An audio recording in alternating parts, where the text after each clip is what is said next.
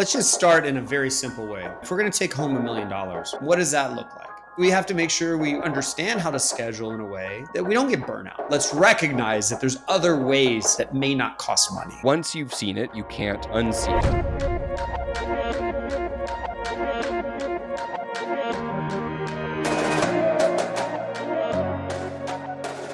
Welcome back to Shared Practices 2.0, the reboot of the Shared Practices podcast. If you are confused and wondering what the heck happened to your whole feed, there is an archive of all of our old episodes, as well as another show coming out that will be focused on pre-ownership and the journey to ownership. But this is the show for growing a dental practice, for finding fulfillment, for finding wealth and opportunity in practice ownership. And I'm joined by my host, Dr. Scott Leune. Scott, welcome to the show. Thank you. I'm excited because this is actually part two of the conversation we started on the last recording here, and it's like we were just getting going. We're just start to dive into all the details on how to do this stuff. So it begins here. I'm very excited. Yeah, we have set people up to be hungry for the answers of this $1 million practice, $1 million take home practice. And we outlined kind of the pace of this, the arc of this journey in the last episode, and kind of talked about pros and cons, especially of the first phase. And I think that leaves our listeners hungry for the meat and potatoes of this first phase. And what we mean is we've got an arc of making $1 million in a dental practice. Phase one, or could be the final phase for you if you so choose, is that owner producer. But we talk about this now, and we're talking about this in a sustainable 4 to 5 days a week, but a paced schedule, intelligent way of controlling our relationship to insurance and participation, our fee schedule, and optimizing and tweaking and doubling down on this model rather than assuming that we need to go fast, we need to go in a different direction.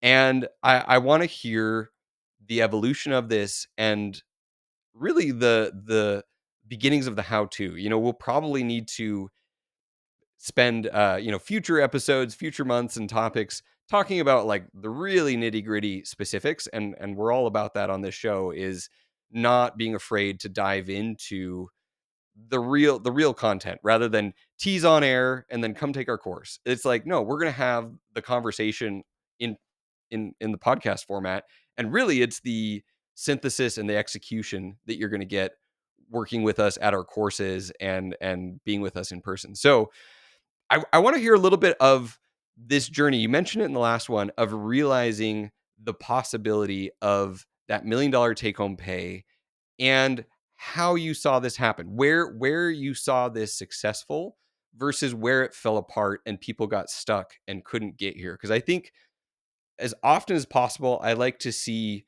not only how do you be successful, but where are the pitfalls? Where does this fall apart? And people get hung up because that's, if you miss that piece, then you miss the landmines and the challenges in getting there. So I threw 5 questions at you. This is typical for shared practices. Take it wherever you want.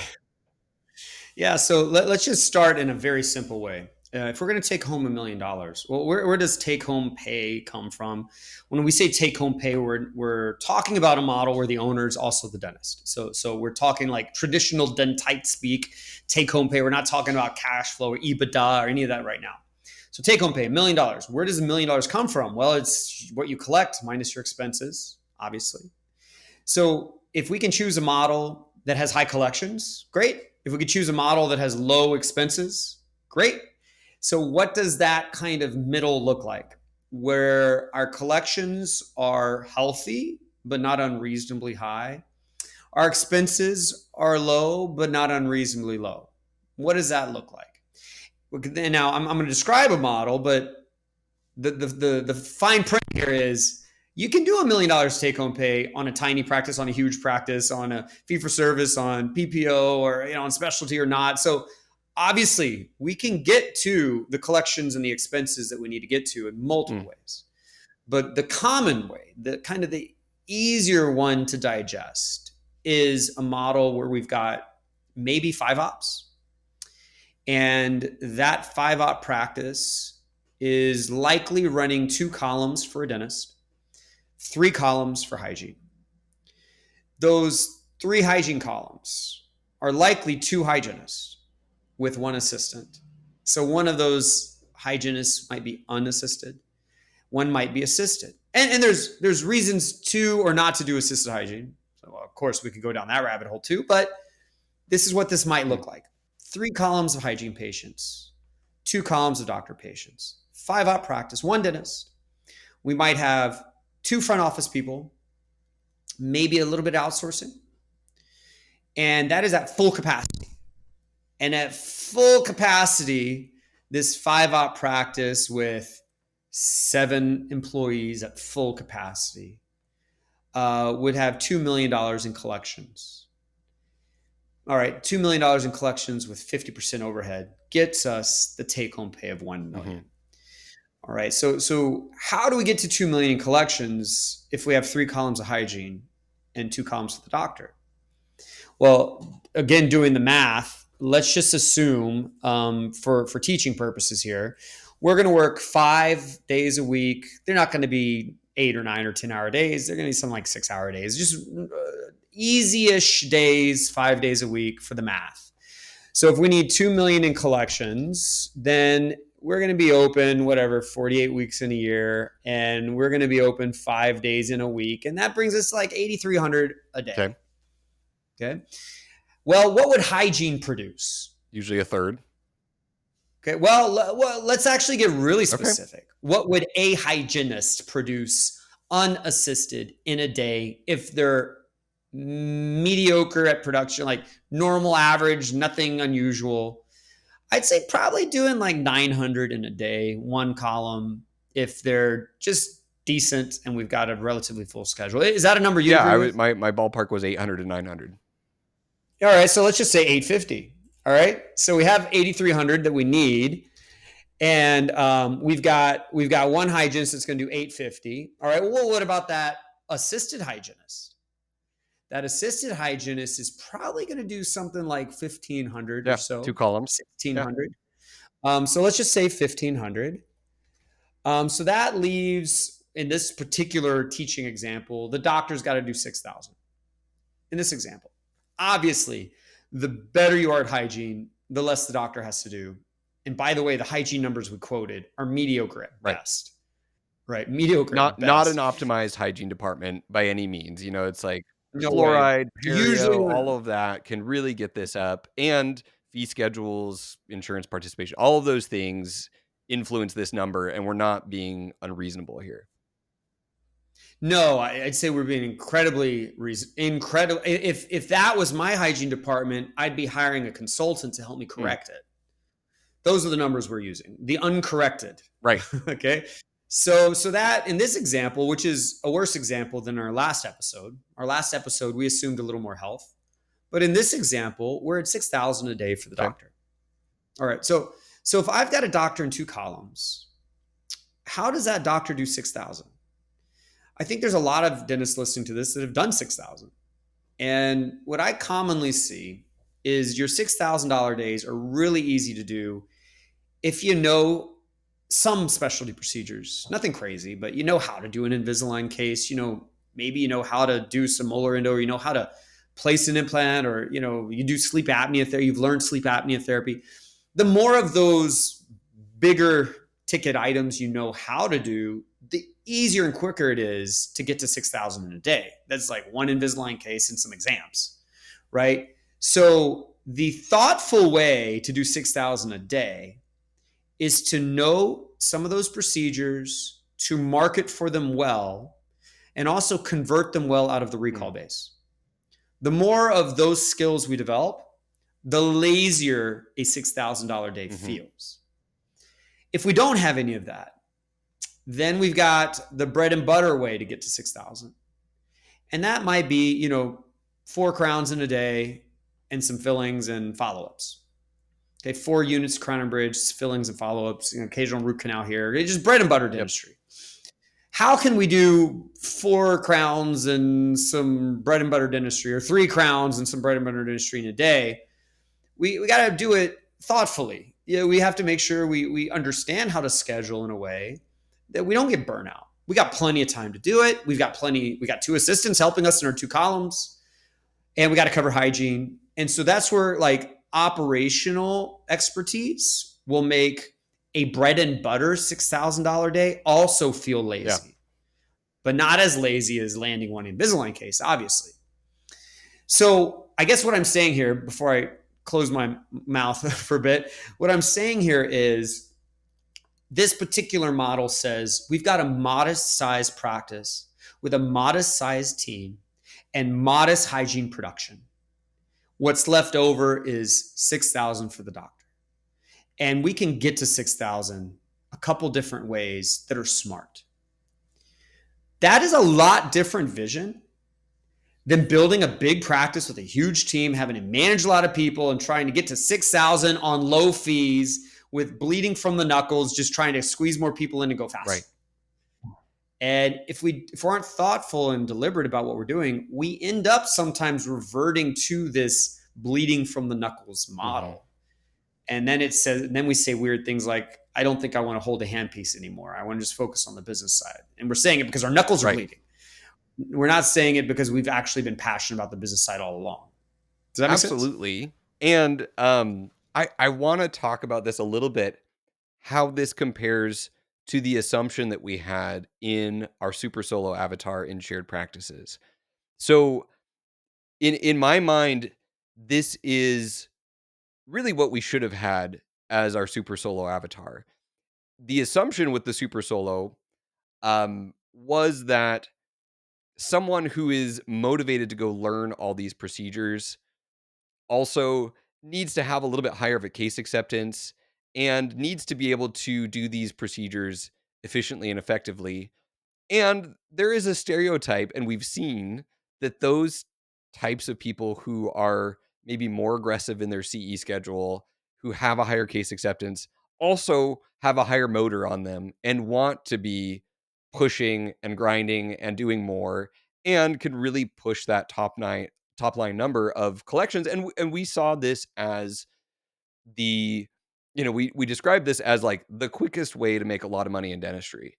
Um, I think what we missed was this sense of I think we came at this from a fairly young perspective in dentistry, meaning a younger dentist who has less years out, who has less CE under their belt, can sometimes get into the I'm going to go learn a bunch of procedures and then fails to integrate them effectively in the practice and fails to get fast enough at those additional procedures or good enough at the additional procedures and the ensuing follow up and all of that.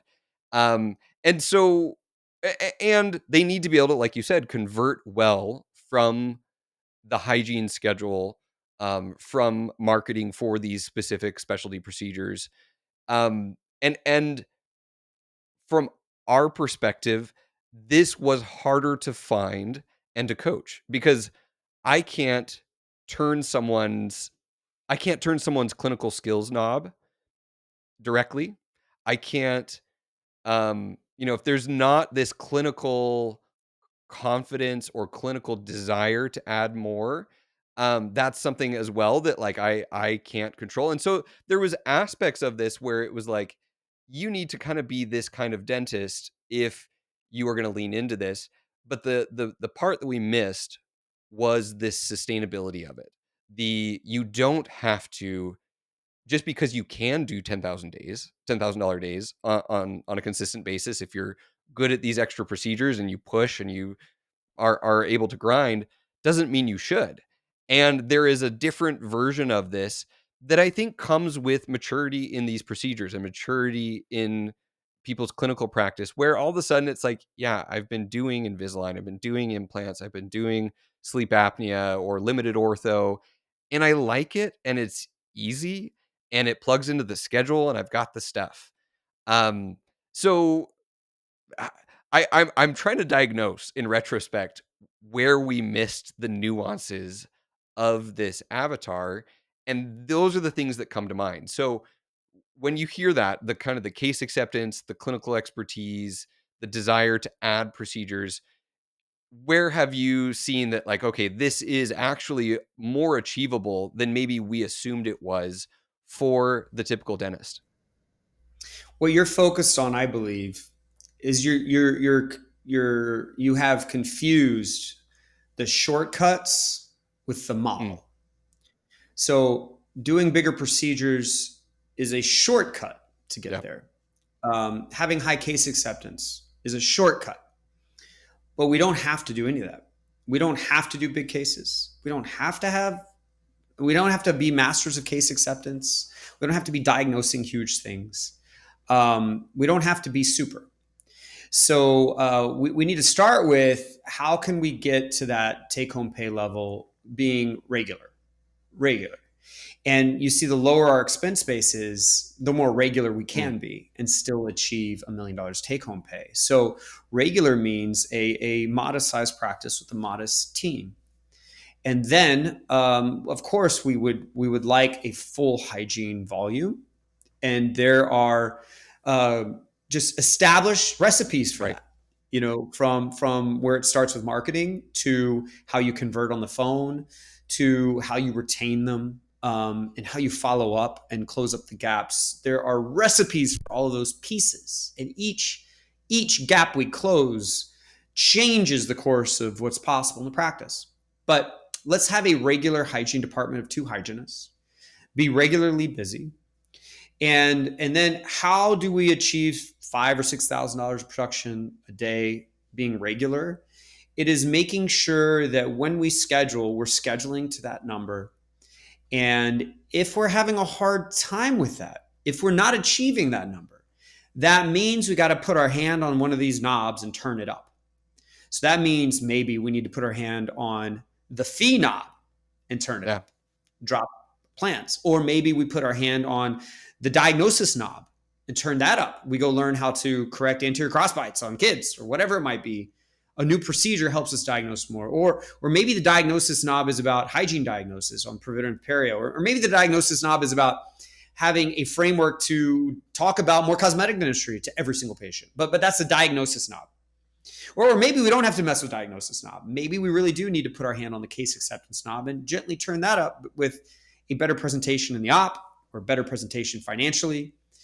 If we're unable to achieve the $5,000 to $6,000 production per day, it means we need to start tweaking some of these knobs. That's a lot different mental kind of view on it than saying, in order to achieve a million take home pay, you must master these mm, knobs. Okay, so we get there first by being regular and tweaking the knobs that are too low to achieve that. And none of those tweaks mean you're super. They just mean that, like, you were trying to bake a apple pie on your own and it didn't turn out perfect, and someone gave you a recipe and now it turns out better. And that's what it means. It doesn't mean replacing your staff. It doesn't mean changing who you are as a leader and putting in this amazing culture and all. No, it just means we're tweaking the way our machine of a practice operates. Like, we're putting a little bit of grease here and there. Having said that, the more we can turn those knobs, the better. And so it looks from the outside like, in order to be wealthy, you must place implants and do all on X, and you must do ortho, because the people that do those things jack that knob way over to the right, turned it way up, and it looks like that's what's required to be yeah, successful. It's not required. It's just how they got there. But most people don't have that in them. Most dentists don't wake up in the morning and say, I know I'm going to be an all on X dentist doing massively complicated cases and charging people 30, 40 grand an arch or whatever it is. Most dentists aren't there. So if you assume it takes being super to get to a million, most dentists will never make the tweaks they need to get to a million because they know they're not super. Does that make sense? 100%. And I think one of the keys here, you talked about this, 3 columns of hygiene, one unassisted, one assisted. It could even be 3 columns of hygiene with 3 hygienists. Um, that foundation, I think, is where many general dentists fail to hit that point, and therefore the other knobs, um with a larger patient base, all these other knobs work really well. Um, and so that's the pitfall that I see. And the and there's a whole nother debate that I think we'll have to get into in a separate episode of the ability to do this from a startup or an acquisition. It seems like either way, these are very reasonable goals to get to. But if you don't have the patient base and you don't have the ability to convert excess demand into tweaking the fees, or you don't have enough bodies in the chair to be able to find these procedures, diagnose these procedures, get enough restorative dentistry, um, it makes all of those other knobs less effective. So I think that is a foundational knob in this journey, is having that retained patient pool. Um, but maybe I'm missing Mhm. something. Well, I find that I would call that part of patient Yeah. flow. I'd call another knob that's big diagnosis, and I look at those equally. I'd also call another knob case acceptance, and I look at that equally. So, in other words, if I see half the patients, but I have double the diagnosis, I end up in the same Yeah. place. And so patient flow times diagnosis times case acceptance equals the dentistry we could potentially do depending on if we allow room for it in the schedule. And you're right. You could have 3 columns of hygiene with 3 hygienists. You could have 3 columns of hygiene with 2 hygienists. One of those has lower overhead. And so if you go with a higher overhead model, then we've got to have the production to pay for that to still not put added pressure on everything else. You are also correct that the more exams you do, the more patient flow you have, the more exams you do, that it puts less pressure on the other knobs. You could have a little bit lower case acceptance, but you've got extra patients, and so you still fill that schedule for the doctor to 6,000. And so, in this kind of hygiene-led philosophy of let's expand hygiene to the greatest point we can because it fuels the doctor, that is a correct law. Um, the downside to that is it can result in a domino effect of decisions that increase your Mm. overhead. Um, but there's with everything, there's too little and too much, and if we can hover in that sweet spot where we've got an appropriate amount of exams for the doctor to fuel the doctor schedule, maintaining a modest cost base, that's where we want to Yeah. be. And yes, if we're unwilling to look at turning another knob, then maybe we'd add more risk, add more cost, and add even more hygiene to cover. But let's recognize that there's other ways to get to the same result that may not cost money. 100%. I love that you just keep challenging assumptions. This is the exciting part of this. And other advantages, because I keep going back to this, like in my mind, this fifth day, but the 6 hours a day is a piece of this that we've not explored as much. And so, there's even other advantages to this model. I think about for staff. Like I think retention, and when you've got a small team, your systems need to be good, but a lot of times dentists get away with less good systems because they've got this small, highly efficient, cohesive team that does not require scale. It does not require, there's not constant turnover. And I think even that schedule, I mean, assistants, hygienists, if you said, we're going to work, what would that be? 8 to 2, or 9 to 3. We're going to skip lunch. We're going to work 6 hours a day. I think it would be easier to retain staff. I think it would be um, a moderate pace for them as well. Like they're making good money. They've got 5 days of work a week. They're home earlier in the day. Um, they like the pace. They like what's going on in that office. You're not pushing on them and creating this pressure for them. Like I can't keep doing this. I'm going to burn out. Not only is the dentist not burned out in this model, but you've got a team who is at a sustainable pace. So I'm just still like my brain just keeps going in different directions of the advantages of this type of sustainable production for a dental office overall, and there might be still more that I'm missing. I like to use an analogy when it comes to running. Our career, it's a long time. We're going to be in dentistry in some way for a long time. And the longer we are picking up a handpiece, even if it's not full time, the longer we do pick up a handpiece, the longer we have more ways to become financially free. Um, and if we think about, okay, how can I have a sustainable career where I am in some part a dentist? It wouldn't be sprinting. Mm, It wouldn't be sprint, stop, sprint, stop, sprint, stop. It would not be high intensity interval training. It would not be high intensity anything. How does someone lose a ton of weight and get in shape? By putting a ton of intensity on themselves with high intensity interval training, but they can't run like that for 10 right. miles. If you need to run a long career, you need to run 10, 20 miles, you need to run a half marathon or a marathon. You are going to run at a pace that moves you forward well, but it never puts too much strain on your breathing. And there is a sweet spot for that. So we should never feel on a regular basis like we have to sprint, whether it's mentally sprinting or physically sprinting. Stretching our abilities should never be a regular occurrence. Those should only be saved for the very unusual moments that we might every now and then come across. But too many of us have seen success as sprinting because it's all we know. So to us, if we could only just run faster, we'd make more. If we'd only run faster, we could have more success. If we could only just add another race on the end of this one, have another location, and try to run that one too, we'd be more successful. But that's not the only way to be more successful.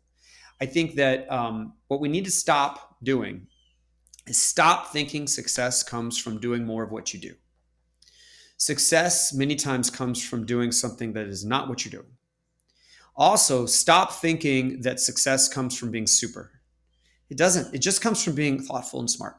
Smart, and I don't mean mentally smart. I mean, you've made smart decisions. And not super. That's an unsustainable model. Being super is not for the most of us, and it's not for most of us for Yeah. decades. So we just need to do it in the right way, in one of the right ways, and that will result in a day that doesn't tire us, and it'll result in time that doesn't compromise us, and money that gives us freedom. Right? That's goal one. Goal one: freedom, money, in time that doesn't compromise us, and in an experience that doesn't burn us out. That might look like what you said. That might be a partial day, 5 days a week. It might be $1 million take home pay. It might be doing the dentistry that doesn't have to be super with a team that's not super huge, right? With systems that aren't super perfect. That is incredibly Mm, sustainable. And no one from the outside looking in would say, whoa, they're super, except someone like me that measures, did you get where you needed to mm. get? You have $1 million take home pay in a lifestyle style, type of practice. What a super job you've done, Yeah. right? So we need to redefine what success looks like. And we in our avatar framework, we actually flagged the super solo as, our criteria for our avatars and our recommendations are PSS, profitable, simple, and sustainable. And we said, when we would describe a super solo, we're like, this isn't actually simple to be good at everything. And it's not necessarily sustainable because we were assuming good at everything at a stretch pace. And really what we need to do is merge our two avatars of productive solo and super solo into smart solo. And I think the reason that productive solo is different than this, because we've described why super solo is different than this in our framework. Smart solo versus productive solo. Productive solo was assuming that growth was the next step. And so rather than doubling down and a patience and a further tweaking and optimizing, there was this hunger for growth that can get us in trouble. But I have a friend who and Scott Smith is his name, and Scott, forgive me, I'm always like pretty sure it's North Carolina, but I always get the Carolinas mixed up. Um, and I think in North Carolina you can only check for two hygienists. Mhm. And so there was kind of this ceiling for him that forced him to not continue to grow by adding hygienists. He'd have to add a doc. It's really hard to make that leap from one dentist, two hygienists, to the second dentist and another two hygienists without doing a merger, without doing something weird. And so he ended up in this situation where it was like, I can't really drive somewhere else. And I remember very early on, he texted me and he was like, I'm a millionaire because of this, because of shared practices, what you guys have taught, what you guys have done for me. And, you know, he now doesn't, I think there's this part of you that relaxes when you've solved this problem for yourself of like, I have my cash cow. I have a way that I can provide. I know I'm doing this and I can do this into the future. And this is fueling a lifestyle that I never thought was possible. I didn't know that I could do this. And once that part of you relaxes, it opens other doors and other possibilities. So, I wanted to go back to that question of where does this fail? Where do people fail to get here? And I think that the distraction of everything else that's possible and not having a clear picture of what it takes to get to this point, like you've outlined, is one of the number one ways this fails. So what's your perspective on that? Is that the primary way this fails, or are there other pitfalls that we're missing that would prevent someone from ending up at this location? Yeah, I think the most common way this fails is that people don't have a clear vision of what they're actually trying to accomplish. So they get so focused on the tasks at hand that they find themselves getting really good at doing the wrong Mm, thing. And I've said almost my whole career this kind of quote, like, don't get caught being really good at playing the wrong game. That's like swimming really fast to the left. right. You don't end up where you need to end up. And so they lose focus on that. And that is one reason why, in the last 5 years or so, entrepreneurial coaching in dentistry has become more of a thing, because parts of your success journey involve having clear focus so that you don't get sucked into poor decision making. It's also having kind of this outside voice that either validates what you're wanting to do, so you have the confidence to do it, or is kind of pointing out the thing you're not seeing that completely changes everything. That's the most common reason why I see people not achieve this, is they don't understand how to have that focus, that clarity on getting there. So they will start doing things like, once their schedule's full and there's too much of a wait in hygiene, I feel like I need to add a few more ops. I need to move to a larger facility. Or, you know what, I think I need to hire an associate because I just can't keep up with the patient demand. And all of those decisions sound like there would be a logical reason to do it, until you recognize that they don't follow this vision. This vision says, we're not going to get to a million yet with bigger costs. We're going to get to a million with bigger profit. If you're too booked out, if you're too full, drop Delta. For all means, drop Delta and watch your full schedule have higher collections without you doing more work. Might be the next step, as just an Right. example. They also fail to understand how to turn the knobs. So if you are not achieving the collection base you need to achieve, then you've got to turn some knobs to get there. That's a failure point. They're listening to so many people and so many groups and looking at so many things, and they don't know what to do, and they don't make time to do it, and they just complain about it, and they just wish they had better people. That's And my then favorite my another favorite failure version point. of online dentistry is the just whine about it and tell people why you're right and they're wrong and that's unachievable. Like, this is just rampant. So anyway, sorry I interrupted you. Yeah, well, and we're in the age where we can share information together very, very well, and of course, there's no one grading that Right. information. So false stuff looks just as real as real stuff, and that is a problem. Another failure point is that they don't understand how to, in an ongoing way, be smart about their expenses in the business, because as those expenses go up, it puts more pressure on the knobs to be turned even better, right? So if we can have this balance that says, I have a way, a budget to make sure I don't spend too much money, then it relieves pressure on performance. And then if we have, the focus on where we're going, we're going to make the right decisions to get that performance. Let me kind of walk you through a linear kind of path. I'm a dentist. I have openings in my schedule. I'm not making enough money. Step one, cut my dumb expenses. And I probably need someone coaching me through that, because if I knew how to do it and I had the ability to do it, I would have already done it. I need someone to coach so that it's going to happen for sure. That's step one. Yeah. A dollar saved is immediately a dollar earned.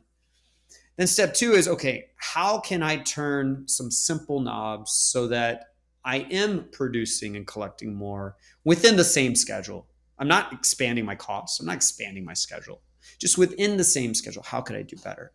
And that's a phase where we look at, are we marketing properly? Are we converting those leads properly? Are we scheduling properly? Are we retaining? Are we diagnosing? Are we having case acceptance? Are we managing capacity and our fees properly? That's a process. And we don't have to be super. We just have to get enough that we're now at this point where we've got this wonderful, take home pay level. And by the way, I should have mentioned this earlier. When you achieve those levels of take home pay in a simple way by not being super with a relatively modest team, your team members will be paid more than they've ever been paid in their life. And there's also this subconscious appreciation that they have for practice that isn't always on fire. And this culture of accountability is something done thoughtfully by the owner. It's not something that just kind of happens. So, we're also, as a leader, building a team that is getting paid more than anyone else would pay them in an environment where we're kind of peeling away chaos and we are inserting accountability. And that makes the knobs easier to turn. That puts grease on all the knobs. So any effort we put into a particular knob, it's easier to turn that thing. Does that make sense? Absolutely. And the knob that I see people not paying attention to that makes this harder and puts more pressure on the system is that expenses knob of, once your overhead has creeped up, then all of a sudden there's just more pressure on everything else in the system. And the scenario you described up front of a $2 million practice with $1 million of overhead, it like boggles the mind that I'm sure we see practices producing $2 million that have more than $1 million of overhead, because that seems like a reasonable target. Like, where is all that money going? And I would love to hear from you, your experience in that, of a practice doing 2 million that is not paying attention to the leanness because there's so much top end, um, and that overhead kind of consumes more than it should. And it doesn't have to be a $2 million practice, but a higher producing practice, that where do you see the common fat or the inattention being that might need trimmed on this type of practice? Yeah, well, typically at 2 million, if you've chosen the right model earlier on with your facility, you're probably looking at 5% or less in facility costs. But whether it's 4% or 6%, it's not a huge difference to Yep. you. On the dental supply side, you definitely need to be well below 4%, where most practices are double Hmm. that. So there's definitely some things that need to be corrected. On the lab side, you're probably going to be around 4 to 5%. And when I say lab, I don't mean the added cost of clear aligners. When I say supplies, I mean all dental and office combined, minus implant parts. Implant parts and aligner fees, those are things that happen as you have patients say yes to them. They're not budgetable Yeah. realistically. When you look at staff costs, we're looking at an owner-driven practice that has 2 million collections is probably going to be around 20% to 25%. I've seen it below 20% plenty of times. But again, that's a model that says we're staying Yeah. small. So that means less people. And you know what? Let's just do some math. Let's I dive was into gonna I was that. gonna It's say easy we're for we're at like someone. 35% right now. Uh, Yeah, that's well, and you're associate driven, but you've also got higher fee no, no, no, I'm procedures. saying what you just outlined, 20% staff, 5%, 5 to 6%, Oh, facilities, got it. 4% Mhm. supply, and then another 5%, So yeah, you're going to have another 10% or so of your general admin, your G&A category. It's going to come. It's going to add up to right below 50% overhead when you put it all together. But lab, what that I, was it. I So lab and then general overhead. So now we're at 45%, outlining yeah, very reasonable percentages to stay within. that's right. But let's actually call my bluff if you think I'm bluffing. Let's do the math because I said in this five op $2 million practice we are going to have three assistants, we're going to have two hygienists, we're going to have two front office people. So let's do some quick, easy math for that. Let's assume a hygienist makes twice as much as an assistant or front office Okay. person, which is very Yeah. common, right?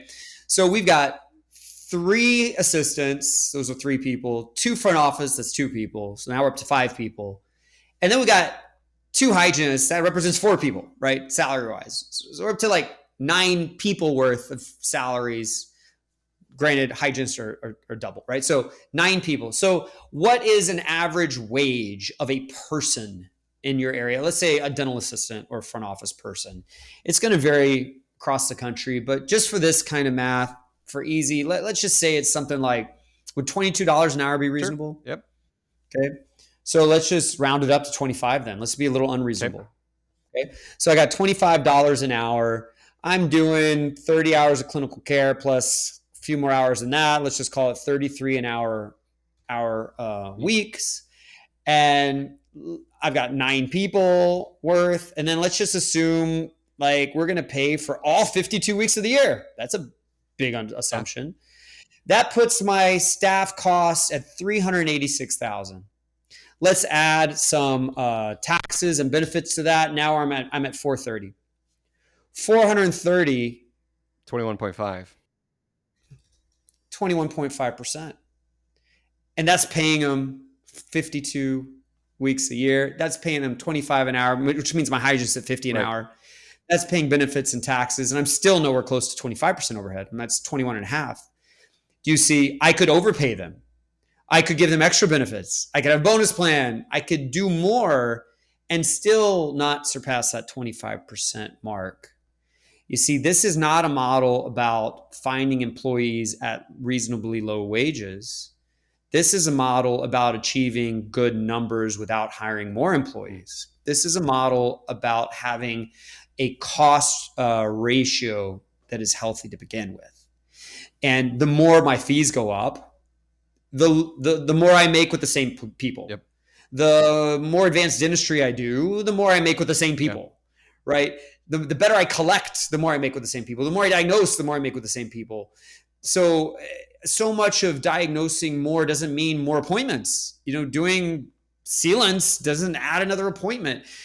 Not that we want to go overboard and do sealants on everyone. I also don't mean that, but I'm trying to show you that there's knobs we can turn that increase our collections that have nothing to do with hiring more people.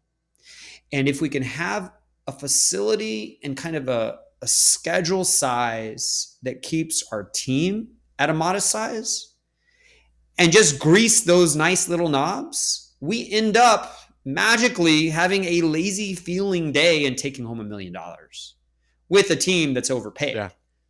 And we're happy to overpay Right. them. I'll tell you a story real quick, another story, and then I'll shut up for a bit. That's great. Before COVID, hygienists in San Antonio were getting paid about $35 an hour. Now they're getting paid way more than $35 an hour. But back before COVID, my hygienists were getting about 70 an Mm. hour before COVID. I paid them on a base hourly wage plus a commission. If they produced enough, they earned more pay. And after they were done producing, they ended up getting about 70 an hour. So when COVID happened, we came back from COVID, all the practices nationwide complaining, I can't find hygienists. My hygienist quit for more money here or there. Meanwhile, mine are still making more than everyone else because our model is healthy and it enables them to make that kind of money without me being Right. damaged. It takes the risk out of, the the appropriate structure to that bonus system and how that compensation works just incentivizes in all the right ways. And they can't make this kind of money elsewhere, and you're protected on the downside if they're not producing, and I love it. So Yeah. Problem is though, I'm not really protected because my minimum hourly wage that I give them has to be at the top level of my mm, area. Otherwise, I'll never recruit them. I'll never retain them. That's their guaranteed pay. That's their base. That base has to be super competitive. So my downside for a high hourly wage is not protected. But if I had to hire hygienists, let's just say for like $60 an hour, which is starting to get, we're seeing parts of the country definitely at that level. I'm fine paying $60 an hour if she could produce 1,700 a right. day. And so if I'm going to hire this hygienist, I'm going to tell this hygienist like, okay, 16 hours, but our expectation is we've got to be at 1,700 a day production. Otherwise, this hourly wage won't make sense for us long term. So that's the expectation. And we're going to produce 1,700 a day or more without doing a single thing wrong for a patient. We are not Pressuring. going to start going down that Yeah. path. What we're going to do is the dentistry people need at a high rate of case acceptance. We're not going to shy away from telling them what they need, and we're going to say it in a way that is mature, that gets us case acceptance. That's how we're going to do it, and that's just the expectation, And it's amazing when you give team members clear expectations, how many of them achieve it. I to wrap up this episode, um, I have to confess that this episode is going to create marital problems for me, um, because because listeners to the original Shared Practices 1.0 will know that I started this podcast when I was still in the army. I was in a 2-year AGD residency. I had 5 more years left in the army. I bought 3 GP practices with some good friends and partners. Ended up walking away from those. I bought a denture and implant practice from Ryan McCall, turned that, or a denture practice, turned it into a denture and implant practice all on 4, but then merged it into Shared Practices group where we aggressively grew. Um, and she's gonna be pissed because she's like, "Why couldn't we have done this all along? Why couldn't we have made $1 million a year doing sustainable dentistry, and having a reasonable schedule and reasonable stress levels?" She's gonna be pissed, and so I have you to thank for that, Scott. Uh, but no, I just think it's so easy to miss the mark here if you've not seen it. And once you've seen it, you can't unsee it. And that's my favorite moments in dental business education is showing people what they didn't know was possible and how to get there in a very reasonable way. And it just changes their focus, their direction, their trajectory. So I'm really grateful for the second episode of SB 2.0 is this eye-opening, reasonable way to take home $1 million of dentistry a year as a dentist. And we'll dive deeper in the future. We'll talk about some of the specific systems that work and don't work and how to dial all these knobs. But Scott, thank you for this. Anything to wrap us up before we close out the episode? Yeah, a couple things. We've only talked about being a full-time dentist, take home a Yep. million, and I'd like on the next episode to talk about, well, what if you want to be a part-time Yep. dentist? That is actually, to me, a really innovative way to do this. Like my favorite thing to talk about, maybe. But I also like to say that, like you, I didn't do this when I was a dentist. My wife would have loved if I had done this. What I've realized in my life is that when you are an entrepreneur that does the crazy things, whether you want to or you have to, but you're the one that's at the front, like walking into Yeah. battle and you don't know what's in front of you, you're the one that gets the most bullets. And you've made this mistakes. And most of those people don't go talk about it. Most of those people, they learn and they do more and they hopefully do better. And that becomes their journey. But in today's age and with shared practices, what we're doing is we're finding joy in helping other people avoid some of those bullets and some of them are little and some of them are massive. And I think you know you're doing good when you're watching other people achieve more than you did. That's when you know you're doing good, because that means you have helped them in a real way, in a raw way. And I see it all the time. And it's something I'm very proud Yeah. of. It also, you look back and you're kind of jealous of the life you could have Right. had. You could have avoided all this pain and effort and all these problems that come along. But, in every bad moment in life, it's my opinion that every bad moment, no matter how bad, there can be beauty out of it. Even the most horrible things we can think of can put us on a path to deliver beauty out of it to the Yeah. world. And that is what happens. You look back and you're like, man, had I known, had I done, it would have been different. But had you not done what you did, you wouldn't be here delivering the beauty. So that's how I look at this. I try to stay positive about all of the things that I screwed up in the past, knowing that it delivers value to everyone moving forward, including myself. 100%. And there's a Chinese proverb that I won't describe the whole thing, but the punchline from this who knows what is good and what is bad, and that every time something bad happens, there can and often, if we're doing it the right way, we should walk away with good things. And people ask me, "Do you regret having done your 2-year residency in the army now that you're not clinical?" And there's times that my wife was like, Why did we do that? We sacrifice and all these things. Do you regret doing the army?" Shared practices wouldn't exist if it weren't for 5 years of angst where I was taking breakaway courses, but I couldn't do anything about it, but podcast about it.